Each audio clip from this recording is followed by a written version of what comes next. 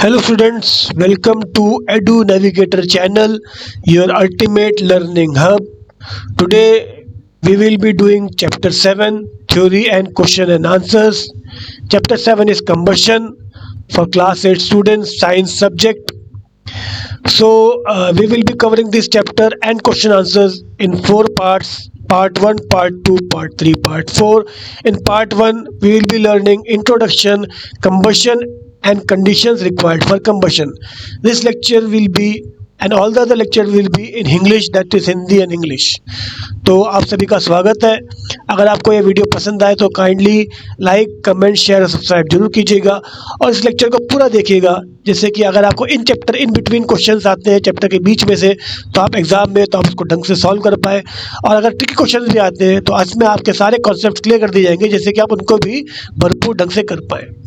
तो चलिए कंटेंट्स की तरफ बढ़ते हैं। तो थ्योरी के कंटेंट्स हैं introduction, combustion and conditions required for combustion, ये पार्ट 1 लेक्चर में कवर करेंगे।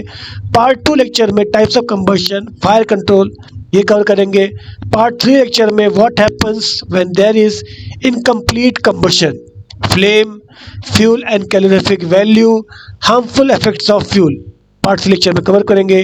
और पार्ट 4 लेक्चर के कंटेंट्स में क्वेश्चन आंसर्स कवर करेंगे, जिसमें fill in the blanks, true और false, multiple choice questions, answer the question, brief and answer the question, पूरे ए से लेकर ई तक सारे पार्ट कवर करेंगे। चलिए अब लेसन में आगे बढ़ते हैं। 7.1 इंट्रोडक्शन। तो introduction to combustion. We already know, हमें पहले से ही पता है that materials which produce heat energy on burning in air are called fuels. तो फ्यूल्स क्या होते हैं? ऐसे मटेरियल्स जो प्रोड्यूस करते हैं हीट एनर्जी जब उनको जलाते हैं, बर्न मतलब जलाना, है ना? जब मटेरियल्स को जलाते हैं, है ना, जब हम मटेरियल को जलाते हैं, जलाना, जब हम मटेरियल्स को जलाते हैं और वो हीट एनर्जी प्रोड्यूस करते हैं, उनको हम फ्यूल्स कहते हैं। They are called as fuels. जब हम मटेरियल्स को, किसी भी मटेरियल को अगर हम बर्न करें यानी जलाएं और वो हीट एनर्जी प्रोड्यूस करें, कोई ज़रूरी नहीं कि वो फ्लेम प्रोड्यूस करें, लेकिन वो हीट एनर्जी प्रोड्यूस करें, तो उनको फ्यूल्स कहते हैं। तो मटेरियल्स जैसे कि coal, coke, kerosene, LPG, petrol and wood are all fuels, ये सारे फ्यूल्स हैं। जैसे कोल मतलब कोयला, कोक, केरोसिन मिट्टी का तेल, एलपीजी मतलब जो हमारे घर में जिससे हम खाना बनाते हैं, LPG liquefied petroleum gas, petrol जो हमारी गाड़ियों में यूज होता है, पेट्रोल, डीजल एक्सेट्रा, वुड लकड़ी, इन सबको फ्यूल्स कहते हैं। क्यों क्यों कहते हैं इनको फ्यूल्स? क्योंकि ये सारे जो है हीट प्रोड्यूस करते हैं जलने पे। The heat energy is used for various purpose. और ये जो एनर्जी है, जिनसे हीट एनर्जी निकलती है, इनको जलाने पे जो हीट एनर्जी हमें मिलती है, वो हम अलग अलग कामों में उस एनर्जी को यूज़ करते हैं। अब कुछ मटेरियल जो है, सब materials produce a flame on burning. जब हम उसको जलाते हैं तो वो फ्लेम भी प्रोड्यूस करते हैं, मतलब हीट एनर्जी तो प्रोड्यूस करते ही हैं, वो फ्लेम भी प्रोड्यूस करते हैं। और कुछ जो है फ्लेम प्रोड्यूस नहीं करते हैं। ऐसे भी मटेरियल जो फ्लेम प्रोड्यूस नहीं करते हैं, जैसे कि एग्जाम्पल है a candle, for example produces a flame on burning. जब हम कैंडल को यानी मोमबत्ती को अगर हम जलाएं, ठीक है, तो उसमें फ्लेम प्रोड्यूस होती है, ठीक है। जलाना मतलब बर्निंग और फ्लेम मतलब आग, तो उसमें आग लगती है। और कुछ में केवल बर्न होते हैं, लेकिन उसमें आग नहीं लगती, मतलब जलाने में उसमें आग नहीं लगती, उसमें फ्लेम प्रोड्यूस नहीं होती। फ्लेम मतलब होती है आग, ठीक है, आग। तो अगर हम कैंडल जलाएं तो उसमें आग लगती है। और कुछ ऐसे मटेरियल्स भी है विच बर्न विदाउट फ्लेम, और कुछ ऐसे मटेरियल्स भी होते हैं अगर हमको जलाते हैं तो उसमें फ्लेम यानी आग नहीं लगती। वो जलते तो हैं लेकिन उनमें आग नहीं लगती, ठीक है। तो अब हमको let us study the chemical process. अब हम पढ़ते हैं केमिकल प्रोसेस ऑफ बर्निंग। तो बर्निंग में क्या केमिकल प्रोसेस होता है उसको हम स्टडी करते हैं। At the types of flame produced during this process, और कितने टाइप्स ऑफ फ्लेम, कितने टाइप्स ऑफ आग प्रोड्यूस होती है जब हम बर्न करते हैं। ऐसा हो सकता है कि आग लगे भी, मतलब फ्लेम प्रोड्यूस भी और ना भी हो, ठीक है। लेकिन फ्यूल्स में जब हम बर्न करते हैं, चाहे फ्लेम आए चाहे ना आए, लेकिन वे हीट प्रोड्यूस करते हैं। अगर फ्लेम आती है तब भी वो फ्यूल्स है, और फ्लेम नहीं आती तब भी वो फ्यूल है, क्योंकि फ्यूल जो है ऑन बर्निंग प्रोड्यूसेस हीट। ठीक है, तो आपको ये चीज़ आपको ध्यान रखनी है। ठीक है, तो इसका कैच पूरे का ये है इंट्रोडक्शन का। ठीक है, तो चलिए आगे बढ़ते हैं अगली स्लाइड की तरफ। 7.2, अब टॉपिक 7.2 है, दैट इज कंबशन है and conditions required for combustion. Combustion क्या चीज़ होती है और क्या क्या कंडीशंस रिक्वायर्ड होती है कंबशन के लिए। ठीक है, तो इसको हम पढ़ते हैं 7.2 के टॉपिक में। 7.2 में तो कंबशन, सबसे पहले कंबशन क्या होता है।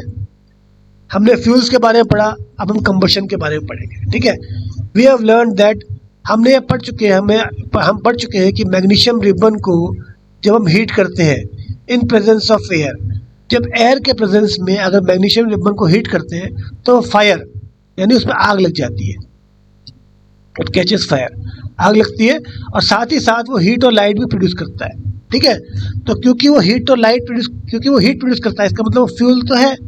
अब हीट के साथ वो लाइट भी प्रोड्यूस कर रहा है, उसमें आग भी लग रही है।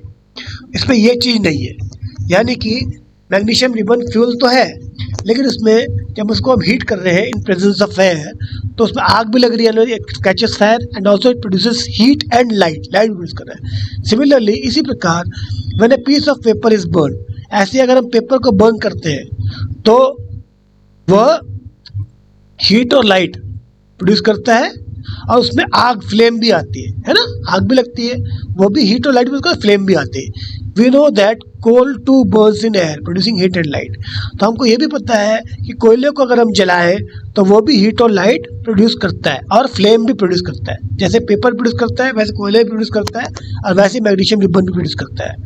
तो हम पढ़ते हैं कंबस्टिबल मटेरियल। कंबस्टिबल मटेरियल क्या होता है? तो combustible materials which on heating in presence of air और ऑक्सीजन, ऐसे मटेरियल्स जिनको हम हीट करें in presence of air, air मतलब एयर में ऑक्सीजन होती है, कि ऑक्सीजन ही सपोर्ट करती है ना बर्निंग को। तो अगर हम मटेरियल्स को in presence of air heat करें और उसमें फायर यानी आग लग जाए, आग, ठीक है, फ्लेम आ जाए, and also produces heat and light energy, और वो आग के साथ साथ हीट और लाइट एनर्जी दोनों प्रोड्यूस करें, तो उसको कंबस्टिबल मटेरियल कहते हैं। तो कंबस्टिबल मटेरियल क्या होते हैं? ऐसे मटेरियल, कंबस्टिबल मटेरियल मतलब ये फ्यूल से अलग हुए। फ्यूल में तो केवल हीट प्रोड्यूस होती है, लेकिन कंबस्टिबल मटेरियल में आग भी लगती है यानी फ्लेम भी आती है, और हीट के साथ साथ लाइट भी प्रोड्यूस होती है। तो ऐसे मटेरियल को कंबस्टिबल मटेरियल कहते हैं। ठीक है, कंबस्टिबल मटेरियल आपको समझ में आ गया? तो ये क्या है कंबस्टिबल मटेरियल का, और ये डिफरेंस है फ्यूल और कंबस्टिबल मटेरियल के बीच में। चलिए आगे बढ़ते हैं अगली स्लाइड की तरफ। अच्छा, तो the chemical process in which a substance burns in air or oxygen with the release of heat and light energy is called as combustion। तो ऐसा केमिकल प्रोसेस जिसमें जब सब्सटेंस बर्न होता है एयर के प्रेजेंस में यानी ऑक्सीजन के प्रेजेंस में, और वो रिलीज करता है हीट और लाइट एनर्जी, उसको कंबशन कहते हैं। ठीक है, कंबशन क्या होता है?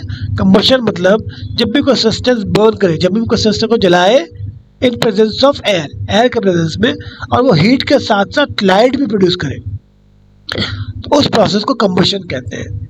ठीक है, तो कंबशन में कोई जरूरी नहीं कि फ्लेम प्रोड्यूस हो, लेकिन कंबशन में हीट और लाइट प्रोड्यूस होती है, रिलीज होती है। ठीक है, कंबस्टिबल मटेरियल में क्या होता है? कंबस्टिबल मटेरियल जो सब्सटेंस जो है उसमें हीट, लाइट और फ्लेम तीनों चीजें आती है, लेकिन कंबशन में हीट और लाइट, उस प्रोसेस जिसमें अगर हम सब्सटेंस को बर्न करें in presence of air and oxygen, तो वो रिलीज करता है हीट एंड लाइट, यानी हीट भी और लाइट भी, तो उसको कंबशन कहते हैं, उस प्रोसेस को कंबशन कहते हैं। और कंबस्टिबल मटेरियल में वो हीट, लाइट और फ्लेम तीनों प्रोड्यूस करता है। तो कंबस्टिबल मटेरियल में क्योंकि वो हीट भी प्रोड्यूस करता है, लाइट भी प्रोड्यूस करता है, और फ्लेम भी प्रोड्यूस करता है, तो कंबस्टिबल मटेरियल को फ्यूल भी कह सकते हैं। लेकिन हम फ्यूल को कंबस्टिबल मटेरियल नहीं कह सकते, क्योंकि फ्यूल में तो केवल हीट प्रोड्यूस होती है, लेकिन कंबस्टिबल मटेरियल में हीट, लाइट और फ्लेम तीनों चीज़ प्रोड्यूस होती है। क्योंकि हीट प्रोड्यूस होती है तो इसलिए कंबस्टिबल मटेरियल फ्यूल है। लेकिन क्या फ्यूल कंबस्टिबल मटेरियल है? नहीं, फ्यूल कंबस्टिबल मटेरियल नहीं है। क्यों? क्योंकि फ्यूल में केवल हीट प्रोड्यूस होती है और कंबस्टिबल मटेरियल में हीट के साथ लाइट भी और लाइट के साथ फ्लेम भी प्रोड्यूस होती है। ठीक है, ये दोनों में डिफरेंस है, ये इसका कैच था। ठीक है, अब फ्यूल जो है, जो फ्यूल है जिसमें हीट प्रोड्यूस होती है, अगर हम उसको बर्न करें, चलाएं, तो वो सॉलिड भी हो सकता है, लिक्विड भी हो सकता है और गैस भी हो सकता है। ठीक है, अब देखो मैग्नीशियम रिबन, मैग्नीशियम रिबन में क्या प्रोड्यूस हो रही है? देखो, इसमें हीट भी प्रोड्यूस होती है और लाइट भी प्रोड्यूस होती है। ठीक है, तो क्या ये कंबस्टिबल मटेरियल है? हाँ, क्योंकि इसमें फ्लेम भी प्रोड्यूस हो रही है, हीट लाइट के साथ फ्लेम भी प्रोड्यूस, अगर हम इसको बर्न कर रहे हैं तो हीट लाइट और फ्लेम भी प्रोड्यूस हो रही है, तो मैग्नीशियम रिबन भी कंबस्टिबल मटेरियल है।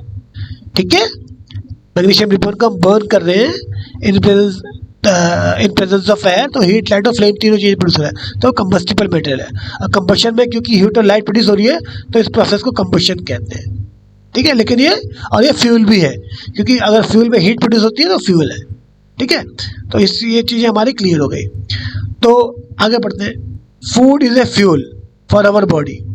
क्या आपको पता है कि फूड भी एक फ्यूल है हमारी बॉडी के लिए? फूड, हमारे जो शरीर है उसके लिए फूड जो है फ्यूल है। क्यों?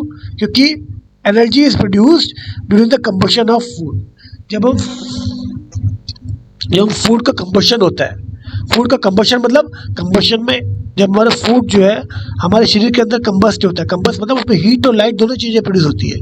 ठीक है, तो उससे एनर्जी हमें प्रोड्यूस होती है। एनर्जी किस फॉर्म में? Energy in the form of heat. ठीक है, तभी तो हमारी बॉडी गर्म रहती है ना। जैसे कोई आदमी मर जाता है, उसकी बॉडी बिल्कुल ठंडी हो जाती है। अब जो फूड हम खाते हैं वो जब कंबस्ट होता है, मतलब उसमें कंबशन होता है, कंबशन से हीट और लाइट दोनों चीज़ें प्रोड्यूस होती है। ठीक है, और वो हीट हम डिफरेंट बॉडी के कामों में यूज़ करते हैं। ठीक है, डिफरेंट पर्पस के लिए यूज़ करते हैं, और साथ में न्यूट्रिएंट्स वो भी अलग अलग कामों में यूज़ होता है। तो कंबशन से हमको एनर्जी, फूड के कंबशन से हमको एनर्जी मिलती है। ठीक है, energy is produce during the combustion of food, और ये हमारा जो है फूड भी बॉडी का एक फ्यूल है। ठीक है, ये हमें पता होना चाहिए। तो चलिए आगे बढ़ते हैं। हाँ, तो collect some materials like match stick activity करते हैं। 7.2 की एक एक्टिविटी है, activity 1। Collect some materials like match stick, paper, cloth, rubber, iron nails, glass and straw. Classify these as combustible and non combustible material. ठीक है, तो हमको ये चीज़ें कलेक्ट करनी है और बताना है कि कंबस्टिबल है या नॉन कंबस्टिबल मटेरियल है। ठीक है, तो सबसे पहले मैच स्टिक। मैच स्टिक क्या है? कंबस्टिबल है कि नॉन कंबस्टिबल है? मैच स्टिक में आग भी लगती है और हीट और लाइट दोनों चीज़ प्रोड्यूस होती है, तो ये कंबस्टिबल है। पेपर, ये भी कंबस्टिबल है। क्लॉथ, इसमें भी आग लगती है और हीट लाइट दोनों प्रोड्यूस होते हैं। रबर, इसमें भी आग लगती है और हीट और लाइट दोनों चीज़ें प्रोड्यूस होती है, ये भी combustible. Iron nail, iron nail में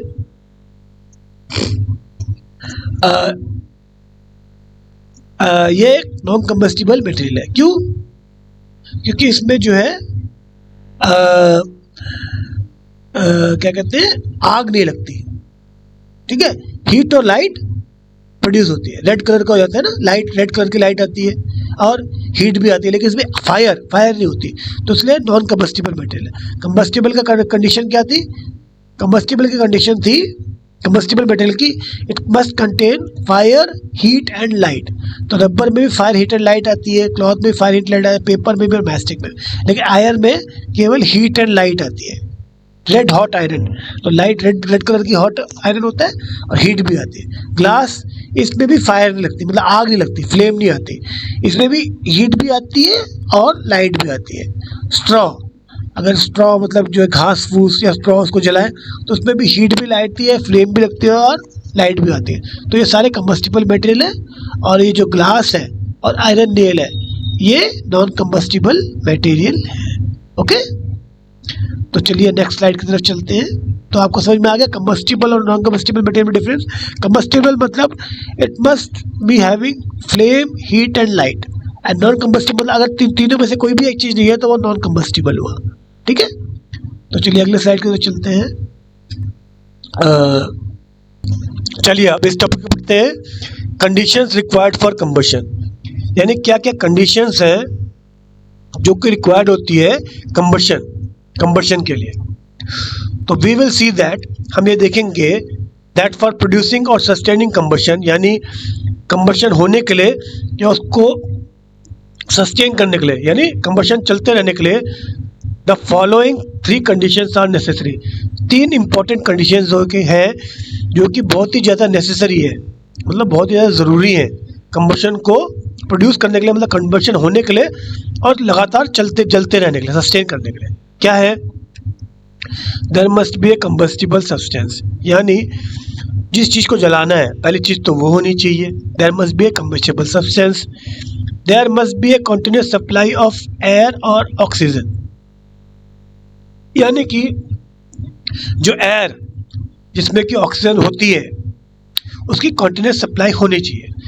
तो कंबस्टिबल से पहली चीज़ जो होनी चाहिए, एक तो कंबस्टिबल सब्सटेंस जिसको जलाना है भाई वो होना चाहिए पहले, वही ना तो आप जलाएंगे किसको।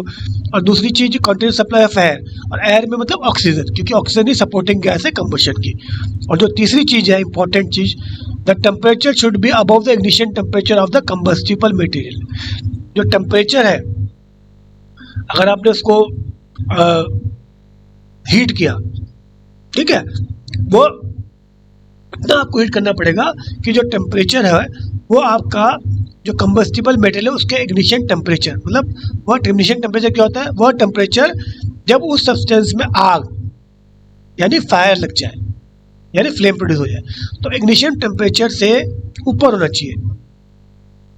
मतलब सबसे पहले तो कंबस्टिबल सब्सटेंस होना चाहिए, और फिर इसके बाद कंटिन्यूस सप्लाई ऑफ एयर या ऑक्सीजन होना चाहिए, और तीसरी चीज़ जो टेम्परेचर है सब्सटेंस का, उसका जो टेम्परेचर है वो इग्निशन टेम्परेचर से ऊपर होना चाहिए, कंबस्टिबल मटेरियल इग्निशन टेम्परेचर से ऊपर होना चाहिए। अगर ये तीनों चीज़ें मीट हो जाए तो कंबशन होगा और कंबशन सस्टेन भी होगा, मतलब चलता रहेगा। अगर कंबस्टिबल मटेरियल खत्म हो जाए तो कंबशन किस चीज़ को होगा, तो कंबशन सस्टेन नहीं कर पाएगा, कंबशन खत्म हो जाएगा। अगर ऑक्सीजन को सप्लाई बंद करते तब भी कंबशन बंद हो जाएगा। अगर टेम्परेचर लो हो जाए तब भी उसमें आग नहीं पकड़ेगी और कंबशन नहीं हो पाएगा।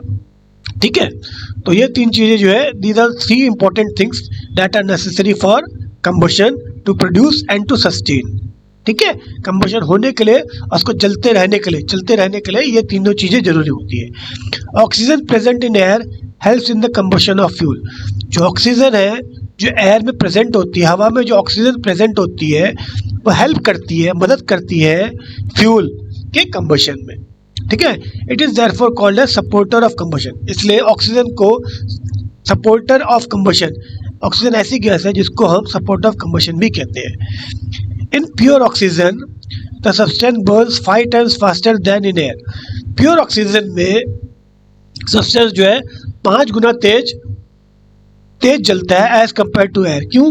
क्योंकि एयर में जो ऑक्सीजन की जो वॉल्यूम होती है, क्वांटिटी होती है, अप्रोक्सीमेटली 20% होती है, और प्योर ऑक्सीजन में 100% ऑक्सीजन होगी, तो 20 × 500, तो अगर पूरी ऑक्सीजन देंगे तो वो एयर के केस में 5 गुना ज़्यादा वो जलेगा, तेज जलेगा। ठीक है, आपका एक कॉन्सेप्ट क्लियर हो गया? ठीक है, चलिए अब नेक्स्ट स्लाइड की तरफ चलते हैं। अब 7.2 की कंडीशंस रिक्वायर्ड फॉर कंबशन की एक्टिविटी 2 करते हैं। तो एक्टिविटी 2 क्या है? इसमें क्या है, fix a candle on the table. ये हमने कैंडल ही इसको हमने टेबल में फिक्स कर दिया, ऐसे करके एक टेबल है उसमें हमने फिक्स कर दिया। ठीक है, light the candle and observe the flame. इसको हमने लाइट कर दिया, मतलब उसको इसमें मैच स्टिक से इसको जला दिया और हमने फ्लेम को ऑब्जर्व किया, यानी आग को ऑब्जर्व, ये फ्लेम हमारी है ना, इसको फ्लेम को ऑब्जर्व किया। Now take a glass. अब हमने ग्लास लिया, ग्लास चिमनी, मतलब ग्लास को उल्टा इन्वर्टेड उल्टा कर दिया, देखो ये ग्लास है ना, इसको लिया and place it as shown in the figure, उसको कैंडल के ऊपर रख दिया। Observe the candle flame carefully. अब इसके बाद कैंडल की फ्लेम को ध्यान से देखो क्या होता है। ठीक है, तो क्या, now place a cardboard on the top of the chimney.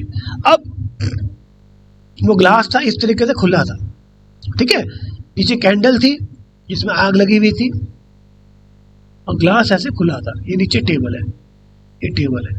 ठीक है, हमने इसके ऊपर से हवा आ रही थी, पहले इसमें एयर आ रही थी, है ना। अब हमने इसको कार्डबोर्ड से इसको ऐसे करके ढक दिया, ये कार्डबोर्ड से इसको ढक दिया। ठीक है, अब क्या हुआ, place a cardboard on the top of the chimney, observe the flame. अब फ्लेम को देखो क्या होता है।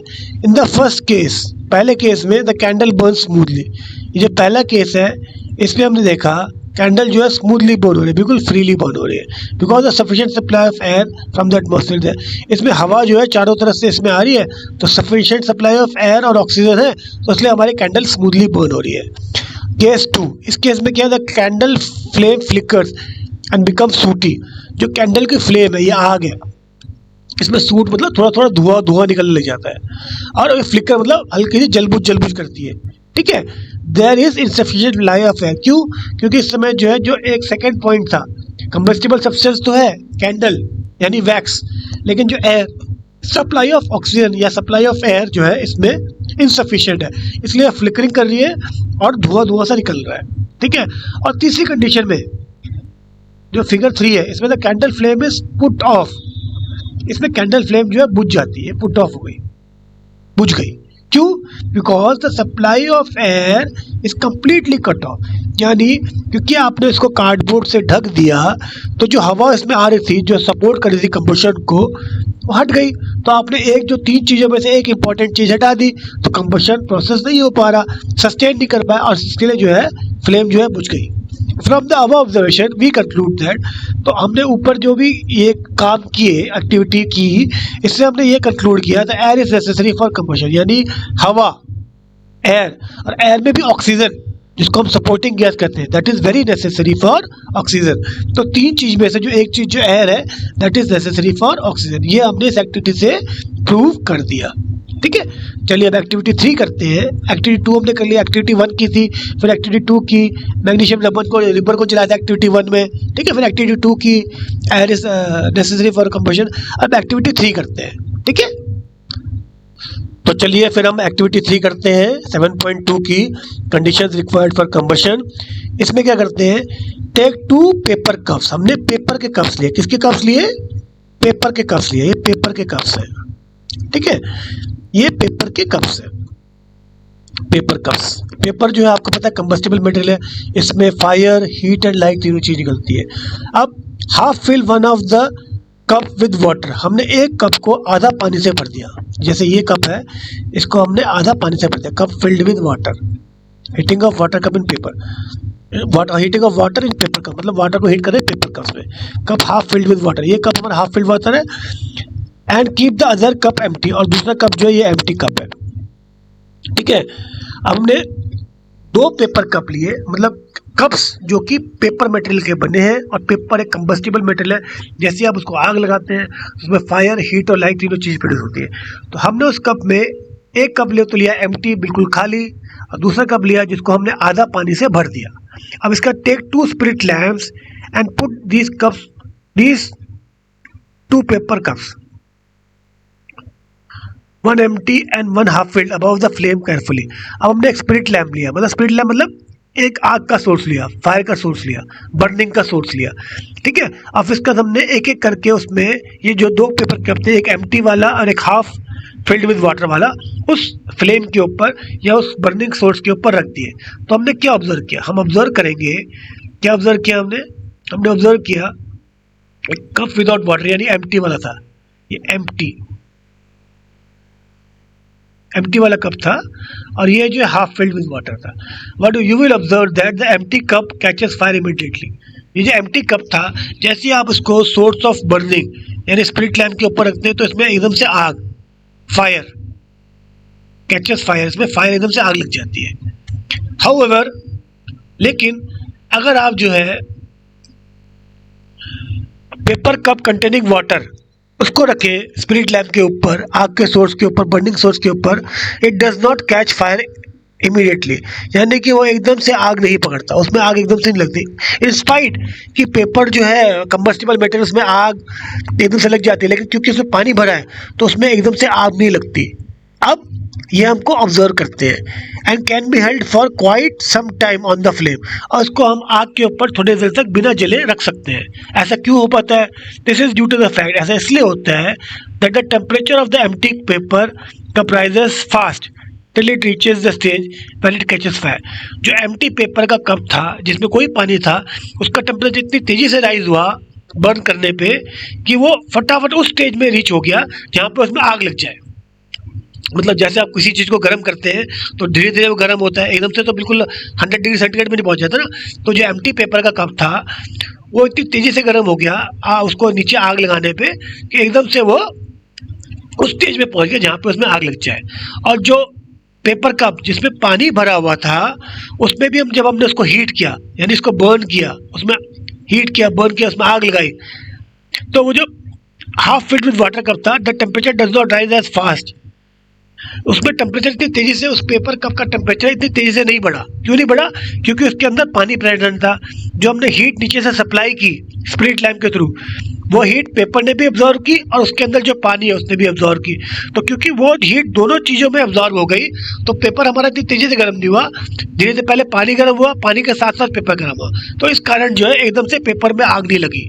जबकि पहले केस में जो हमने हीट नीचे से सप्लाई की थी स्प्लिट लैम्प के थ्रू, वो सारी हीट जो है पेपर के पास चलेगी क्योंकि वो एम्प्टी था और वो एकदम से इग्निशन टेम्परेचर, मतलब एकदम से वो बहुत ज़्यादा फास्ट उसका टेम्परेचर राइज हुआ और उसमें फटाफट आग लग गई।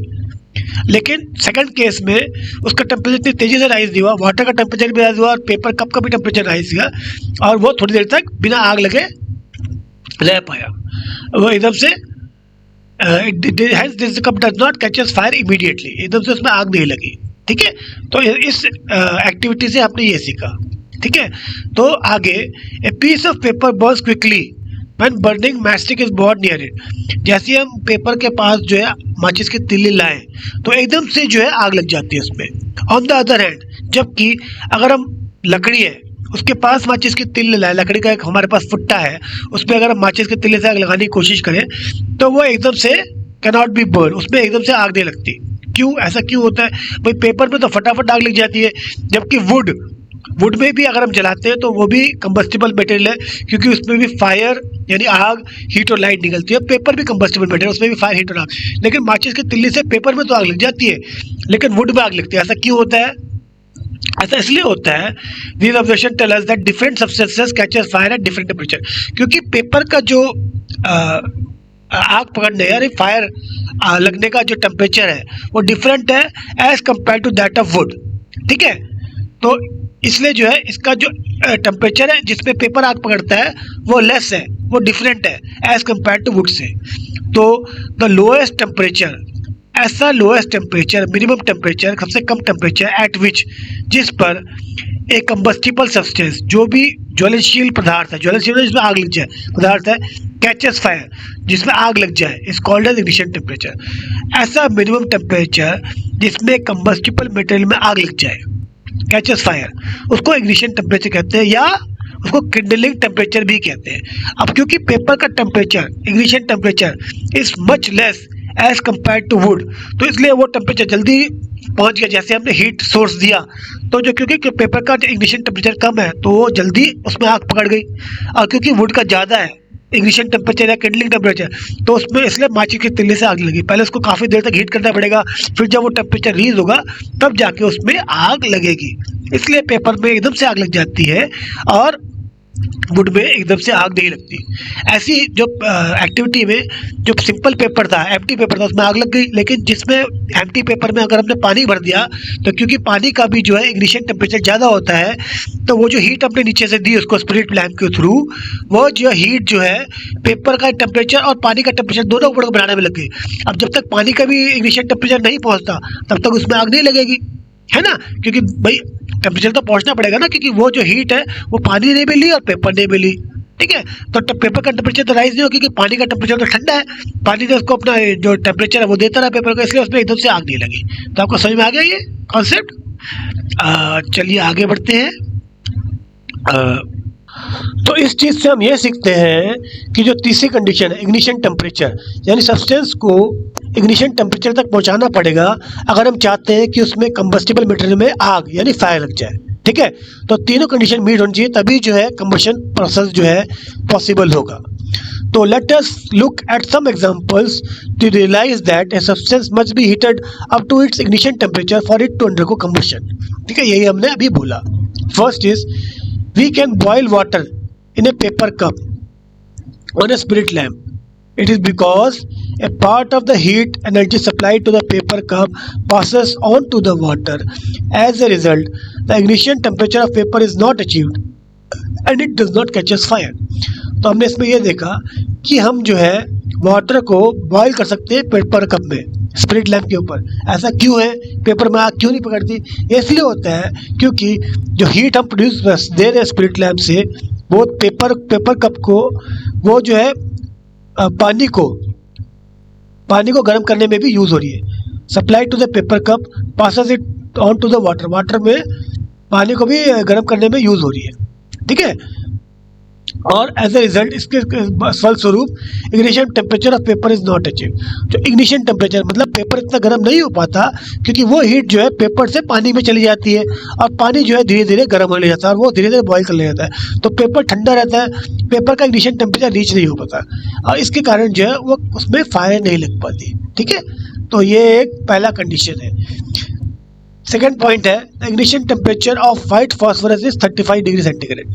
जो व्हाइट फॉस्फोरस मटेरियल है, व्हाइट फॉस्फोरस एक मटेरियल है जिसका इग्निशन टेम्परेचर है 35 डिग्री सेंटीग्रेड। दिल्ली का टेम्परेचर गर्मी में कितना होता है? 40 तक पहुंच जाता है। इसका मतलब इस पर रूम टेम्परेचर में ही आ गया, फायर लग जाएगी। तो ड्यूरिंग समर टाइम में क्या होगा? Room temperature often rise about 35 degree, जैसे दिल्ली का रूम टेम्परेचर 40 तक चले जाता है ना। तो व्हाइट फॉस्फोरस जो है कैचेस फायर स्पॉन्टेनियसली। तो जैसे ही टेम्परेचर जो है 35 तक पहुंचता है तो व्हाइट फॉस्फोरस अगर आप घर में लगे तो उसमें आग लग जाएगी अपने आप, बिना किसी सोर्स ऑफ हीट के या बर्निंग के, ठीक है। तो ये भी आपको समझ में आ गया। थर्ड पॉइंट है a match stick can be lighted by striking its tip on the rough surface. जो मैच स्टिक है, माचिस की तिल्ली है, उसको आग लगा देते हैं तो फायर आ जाती है। जब उसको रगड़ते हैं, स्ट्राइक करते हैं उसकी टिप को रफ सरफेस में, जो हमारी जो माचिस की डिब्बी होती है रफ सरफेस होता है ना, तो उस पर हम लगातार रगड़ते हैं तो उसमें आग लग जाती है, लाइट हो जाती है। The tip of the matchstick is made up of red phosphorus. जो टिप है मैचस्टिक की उसमें रेड फॉस्फोरस की बनी होती है along with some other chemical, और उसमें कुछ और केमिकल भी होते हैं। और स्ट्राइकिंग उसको रगड़ने से क्या होता है? फ्रिक्शन जनरेट होता है। फ्रिक्शन होता है जब हम दोनों हाथ को रगड़ते हैं या माचिस की तिल्ली को रगड़ते हैं, हमारे को हीट प्रोड्यूस होती है। फ्रिक्शन होता है, फ्रिक्शन मतलब घिसता है चीज़, उससे हीट प्रोड्यूस होती है और उससे एनफ हीट प्रोड्यूस होती है जिससे कि हमारी मैचस्टिक जो है एकदम से उसमें आग लग जाए, making the chemical catch fire, इससे आग लग जाए। तो इसमें हम रेड फॉस्फोरस रख रहे हैं, व्हाइट फॉस्फोरस नहीं, क्योंकि व्हाइट फॉस्फोरस तो बाई डिफॉल्ट अपने आप ही आग लग जाएगी। लेकिन रेड फॉस्फोरस का क्योंकि जो ignition temperature as compare to white phosphorus थोड़ा ज़्यादा होता है रूम टेम्परेचर से, इसलिए इसमें अपने आप आग नहीं लगती। उसको हमको रगड़ को थोड़ा हीट करना पड़ता है, जो कि इतना भी ज़्यादा नहीं होता, जैसे कि थोड़ा भी रगड़ा ज़्यादा हीट हल्की से आई तो उसमें एकदम से आग पकड़ जाती है। इसलिए माचिस की तिल्ली के ऊपर जो है रेड फॉस्फोरस का मेटल होते हैं, थोड़ा ऐसा, और दूसरे केमिकल भी होते हैं। The wood use in the matchstick is also a particular kind. जो इसमें लकड़ी होती है, क्योंकि उनको पता है कि लकड़ी का भी जो है इग्निशन टेम्परेचर ज़्यादा होता है, तो इसमें एक स्पेसिफिक मतलब एक खास तरह की वुड होती है माचिस की तिल्ली में, जिसका इग्निशन टेम्परेचर जो है it's ignition temperature is attend. उसका इग्निशन टेम्परेचर जो है अटेन हो जाता है by the heat produce at the tip of the lightened matchstick. जैसे जिसमें रेड फॉस्फोरस है, जैसे वो जला उससे भी एक्स्ट्रा हीट प्रोड्यूस होगी, रगड़ने के बाद जो हीट चला उसमें, तो उतनी हीट काफ़ी होती है जो उसमें स्पेसिफिक वुड होती है माचिस की तिल्ली में जो लकड़ी होती है उसको जलाने के लिए, तो उस तरीके की वुड उसमें यूज़ होती है। ठीक है, आपको ये पॉइंट समझ में आ गया। तो माचिस की तिल्ली कैसे जलती है समझ में आ गया। व्हाइट फॉस्फोरस अगर घर में रखे तो जल जाएगा, ये भी समझ में आ गया। और क्यों पेपर कप से हम वाटर भी बॉईल कर सकते हैं, ये भी समझ में आ गया, क्योंकि पार्ट ऑफ जो हीट है वो पानी को गर्म करने में लग जाती है और वो इग्निशन पॉइंट जो है पेपर का आ ही नहीं पाता। इसके लिए हम पेपर कप में पानी बॉईल कर सकते हैं बिना पेपर को जलाए। ये आपको तीनों पॉइंट समझ में आ गए। अब जो चौथा पॉइंट है वो ये है, the flame of a burning candle goes off when we blow over it strongly. इसका मतलब जो बर्निंग कैंडल है उसकी फ्लेम जो है एकदम से बुझ जाती है, ब्लो ऑफ हो जाती है। When we blow over it strongly, जब हम इसका मतलब ये हुआ कि जब उसमें बर्निंग कैंडल के ऊपर हम बहुत तेजी से फूंक मारे, ब्लो करें एकदम से, तो उसकी जो आग बुझ जाती है। ऐसा क्यों होता है? जबकि हम ये कहते हैं कि जलने के लिए तो आग जरूरी होती है, तो क्यों बुझ जाती है? ये इसलिए होता है, it is because the air current lowers the temperature of the burning wax, क्योंकि अगर हम बहुत ज़्यादा अमाउंट ऑफ हवा दे देंगे तो वो जो टेम्परेचर है, जो लगातार जलने के काम इनिशियल टेम्परेचर है, जैसे कि लगातार हमारी कैंडल जलती रहे, अगर हम बहुत तेज़ हवा तो ठंडी हवा भी जाएगी इसमें, तो वो जो है टेम्परेचर जो है बर्निंग वैक्स का कम कर देगी। और जैसे ही उसका जो बर्निंग टेम्परेचर है बिलो आएगा, मतलब नीचे आएगा, बिलो द इग्निशन पॉइंट के नीचे आएगा, तो जैसे इग्निशन पॉइंट के नीचे वैसे ही कंबशन खत्म हो जाएगा, आग लगनी बंद हो जाएगी। इसलिए जो फ्लेम है वो भी ब्लो ऑफ हो जाएगी। इसलिए जब हम जोर से फूंक मारते हैं कैंडल में तो बहुत ही ज़्यादा हवा, ठंडी हवा भी चली आती है, उससे उसका जो है इग्निशन टेम्परेचर कम हो जाता है और कंबशन खत्म हो जाती है, यानी मोमबत्ती बुझ जाती है। The carbon dioxide in our breath, और हमारे ब्रेथ में जो हम फूंक मारते हैं उस पर कार्बन डाइऑक्साइड भी होती है, और वो कार्बन डाइऑक्साइड जो है जैसे ऑक्सीजन सपोर्टर ऑफ कंबशन है, वो सपोर्ट करती है जलने में, ऐसे कार्बन डाइऑक्साइड जो है फायर एक्सटिंग्विशर, यानी आग को बुझाने के काम आती है, इसलिए भी जो है फ्लेम बुझ जाती है। हमारी जो सांस में जो कार्बन डाइऑक्साइड होती है, जो बाहर छोड़ते हैं सांस में कार्बन डाइऑक्साइड होती है, और वो फायर एक्सटिंग्विशर है, मतलब ये गैस आग बुझाने का काम होती है, और ऑक्सीजन जो है सपोर्टर ऑफ कंबशन है, आग जलाने का काम आती है। तो एक तो क्योंकि टेम्परेचर कम हो जाता है बहुत तेज़ हवा से, क्योंकि ठंडी हवा भी जाती है, और दूसरा है कि कार्बन डाइऑक्साइड एक फायर एक्सटिंग्विशर है, और फायर एक्सटिंग्विशर आग बुझाने का काम आता है, इस कारण भी जो है हमारी मोमबत्ती बुझ जाती है। ठीक है, चलिए फिर से अगली साइड में चलते हैं। तो इसमें है मोर देन 5000 ईयर्स अगो, 5000 साल से भी पहले इजिप्ट के जो लोग थे made match sticks by coating small pieces of pine wood with sulphur. वो जो है मैच स्टिक यानी माचिस की तिल्ली बनाते थे, कैसे उसको कोट करते थे, मतलब उसके ऊपर परत चढ़ाते थे, small pieces of pine wood with sulphur, यानी सल्फर पाइन वुड यूज करते थे और उसमें सल्फर की कोटिंग करते थे। ठीक है, they caught fire easily when they were rubbed strongly with each other, और जब उनको एक दूसरे के साथ रब करते थे तो वो जो है एकदम से आग पकड़ लेते थे। As a result of such rubbing friction raised the temperature of sulphur above its ignition temperature and made it catch fire. जब हम आपस में इन दोनों को रगड़ते थे तो फ्रिक्शन के कारण, मतलब घिसाव के कारण उसमें हीट प्रोड्यूस होती थी, और वो हीट जो है उसके सल्फर के इग्निशन टेम्परेचर से ज़्यादा हो जाती थी और वो फायर कैच कर लेता था। This in turn lightened the pine would pieces, और फिर इसके बाद वो इतनी हीट प्रोड्यूस कर देते थे जैसे कि जो पाइन वुड है उसमें भी आग लग जाती थी। ठीक है, तो 5000 साल पहले जो इजिप्ट के जो लोग हैं इस तरीके से जो है आग प्रोड्यूस करते थे, फायर को प्रोड्यूस करते थे with help of matchstick. Many of the forest fire are caused by human negligence. बहुत ही जो जंगलों में जो आग लगती है फॉरेस्ट फायर, वो ह्यूमन आदमी की गलती से लगती है। क्यों? People living near the forest, जो लोग जो है जंगलों के पास रहते हैं, may not extinguish the burning would, वो जो है जो बर्निंग वुड जिस लकड़ी में आग ले आती है उसको पूरी तरह से आग को बुझाते नहीं है।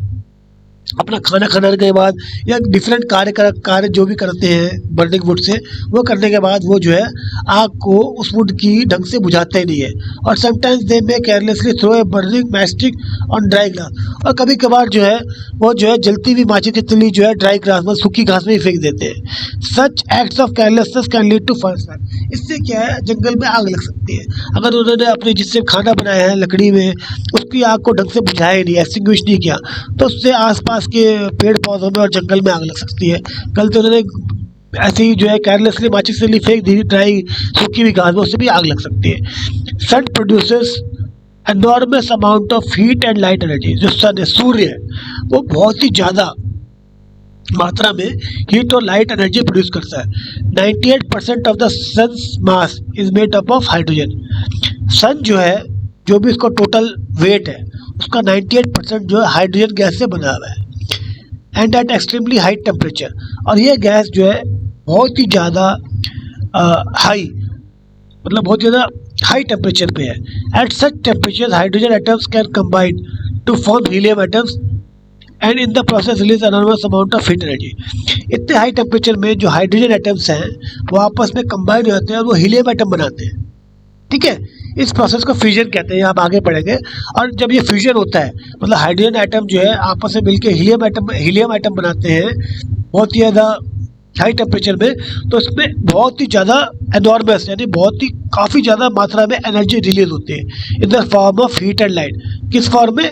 हीट और लाइट के फॉर्म में बहुत ही ज़्यादा एनर्जी रिलीज होती है। The energy produce by sun in 1 hour जो सन 1 घंटे में एनर्जी प्रोड्यूस करता है, it is about 10⁻20 times more than the total energy produce by burning 1000 kg of coal. जो एनर्जी 1 घंटे में एनर्जी प्रोड्यूस करता है वो जो है 10⁻20 टाइम्स ज़्यादा है अगर हम 1000 kg कोल को बर्न कर दें, उससे 10⁻20 टाइम्स ज़्यादा है जो सन केवल 1 घंटे में एनर्जी प्रोड्यूस करता है।